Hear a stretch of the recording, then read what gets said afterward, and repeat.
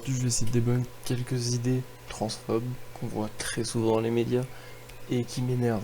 Bon, on va en avoir trois principales, globalement, et c'est plus une vidéo où on va parler de politique, mais je voulais quand même parler de ces sujets parce que je pense qu'ils sont importants et je voulais aussi faire une piqûre de rappel avant des plus grosses vidéos sur ce sujet, sur ce même sujet en fait, qui est la transidentité et toutes les erreurs qui sont faites très couramment par énormément de gens, même pas des gens qui sont forcément transphobes en soi, mais qui sont faits par énormément de gens. Et du coup, je voulais revenir sur ces petits points où les gens ne connaissent pas forcément ce sujet assez bien pour pouvoir défendre un point de vue ou pour pouvoir être inclusif d'une façon qui ne mettrait pas des personnes mal à l'aise. Et on va parler aussi de politique, restez s'il vous plaît. La transidentité, on en entend parler tout le temps, mais est-ce que vous connaissez la vraie définition de la transidentité? Déjà, il va falloir poser deux termes. L'identité de genre, ce que la personne se ressent être, femme, homme, et l'expression de genre. Comment la personne choisit d'exprimer ce genre. Pour comprendre l'expression ou l'identité d'un truc, faut déjà comprendre ce truc. Donc voyons, c'est quoi le genre? Le genre, c'est sociétal. Contrairement au sexe, c'est une sorte de case qui sert à parler de ce que les gens ressentent dans une société. C'est un sujet qui est biologique et sociétal en même temps, qui est sociologique du coup, en même temps, et c'est du coup un sujet qui est très complexe à parler comme ça en vidéo. Et du coup, globalement, on trouve des mots, tous faits pour décrire les sentiments, le ressenti des humains, dans une société qui est la nôtre actuellement. Et ouais, le genre, c'est rien de plus qu'un ressenti. On peut le voir dans certaines hautes cultures que celle occidentale, il y avait déjà plus que de genres. Mais je reviendrai là-dessus parce que l'explosion des personnes trans, le fait qu'il y en ait plus, etc., c'est une grosse connerie.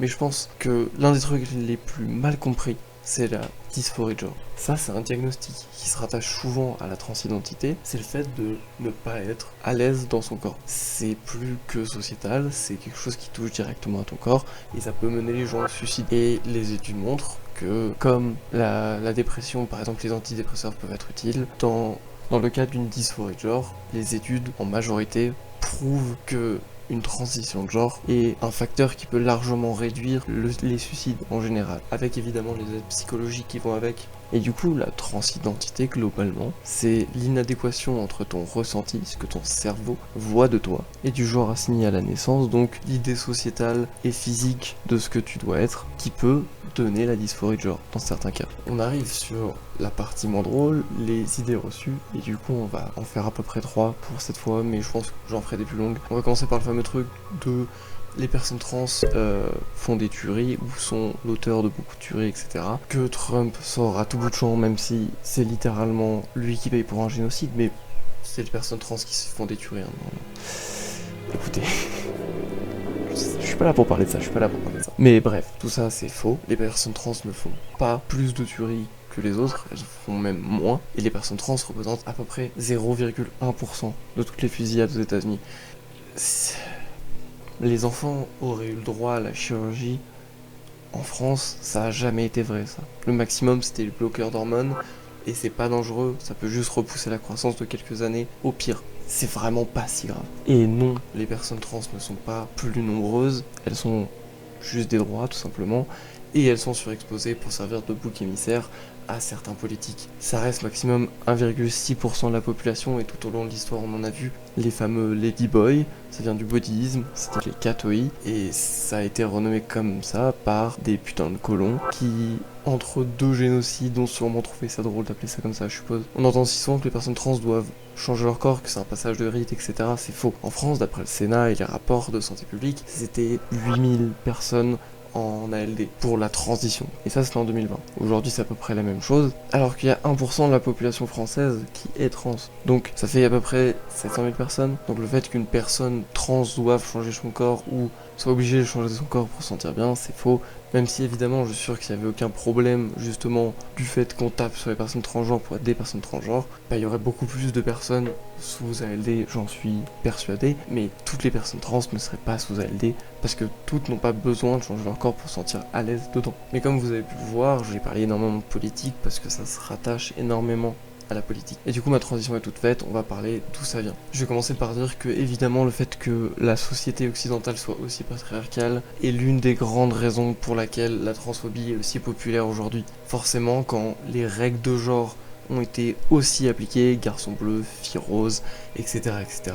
pendant autant de générations, c'est pas étonnant que quand des gens viennent briser ces règles, on va les utiliser, les montrer du doigt et dire regardez, eux, c'est la cause de tous nos problèmes. Parce que ça évite de se remettre en question, etc. Et pour les faire passer pour des monstres, pour des machins, pour des trucs, auprès du grand public, on utilise les médias. Juste le fait que des journaux, des chaînes de télé, des films, des séries soient achetés ou en partie financés par des milliardaires et des lobbies conservateurs qui n'hésitent pas à propager et à propagander autant de messages transphobes que possible, c'est ultra grave. Et que ce soit pour une blague ou pour un agenda politique, ça reste grave en fait, parce que ça sera utilisé dans tous les cas pour un agenda politique. Et vu qu'on est tous consommateurs de ces médias et qu'on globalement on va pas juste tous s'arrêter de regarder des médias parce que des fois il y a des messages transphobes, c'est complètement con de dire ça. Et c'est souvent les médias qui forment la vie politique. Et on y arrive, parlons de la fameuse vie politique. Les mensonges des médias sponsorisés par les mêmes gars qui payent la carrière des politiques finissent inévitablement par prendre un intérêt auprès du public et paf, le candidat est élu, fait devenir ses copains encore plus riches, évidemment, encore plus puissants, comme c'est arrivé par exemple en Allemagne nazie. Le parti nazi a été ouvertement transphobe et homophobe à partir de 1928 parce que c'était un truc qui plaisait aux conservateurs. Ce qui fait qu'ils ont été au pouvoir et qu'ils ont fait ce qu'ils ont fait après. C'est exactement la même histoire que Trump. Mais alors vous pourriez vous demander en tant que Français, pourquoi ça nous concerne? Déjà parce que les attaques contre les personnes trans sont giga régulières en France. Ce genre d'idées reçues sont souvent utilisées pour ridiculiser quelqu'un ou pour permettre à des gens d'utiliser la peur des autres sur un sujet sur lequel ils n'ont pas le temps ou l'envie de se renseigner et de pouvoir utiliser cette peur comme ils veulent en fait. Pour par exemple vous faire voter pour eux. Et je voulais en parler surtout parce que quelqu'un a littéralement invité au Parlement européen l'un des plus grands patrons de lobby anti-trans. Cette personne, c'est Bardella. Et son groupe, la Fondation Héritage, celle avec laquelle il met de l'argent dans la politique de Trump, etc., etc., il a évidemment inspiré énormément de points de la politique de Trump, vu qu'il la paye en fait, la politique de Trump, donc forcément il a inspiré des points aussi. Et personnellement, je veux pas ça dans mon gouvernement en fait. Le RN n'est pas là pour le peuple ni les LGBT, mais pour les puissants. Et comme d'habitude, il continue à nous le prouver. Il coupe les liens avec Trump en surface pour pas perdre la confiance d'une grande partie des Français qui n'aiment pas Trump parce que on n'est pas complètement con quand même. Ils finissent par travailler avec les mêmes personnes que lui. Et vraiment, ce sont des hypocrites. Pas moins transphobes qu'il y a 20 ou 30 ans. Juste plus discrets. Et en Europe, c'est partout. Par exemple, l'Italie, qui n'a jamais été un modèle de droit LGBT, ça je sais. Mais sous Meloni, actuellement en train d'enlever des enfants parce que leurs mères sont lesbiennes. Ils sont littéralement en train d'enlever des enfants parce que ces enfants ont deux mères. La Hongrie a eu énormément de problèmes. Heureusement, ils ont un nouveau président et on espère le mieux. Mais l'Angleterre, depuis qu'il s'est sorti de l'Europe, c'est un bordel. C'est pas pour rien si tous les partis d'extrême droite essayent de pousser les pays en dehors de l'Europe. C'est parce que l'Europe, ils ont encore une laisse autour de la gorge des pays pour l'instant, où ils peuvent mettre une pression quand les pays deviennent trop conservateurs ou trop transphobes, etc. Si on sort de l'Europe, il n'y a plus cette laisse, il n'y a plus rien, il n'y a plus de filet de sécurité, il n'y a plus... C'est potentiellement l'arrivée du fascisme en Europe, encore une fois. Et c'est la même raison pour laquelle Trump essaye de dissoudre, depuis qu'il arrive au pouvoir, l'Union Européenne, ou au moins essaie de lui faire perdre du pouvoir. Parce que c'est quasiment, et l'Union Européenne en général, est quasiment l'un des seuls à pouvoir mettre une telle pression actuellement au président Trump, avec la Chine, etc.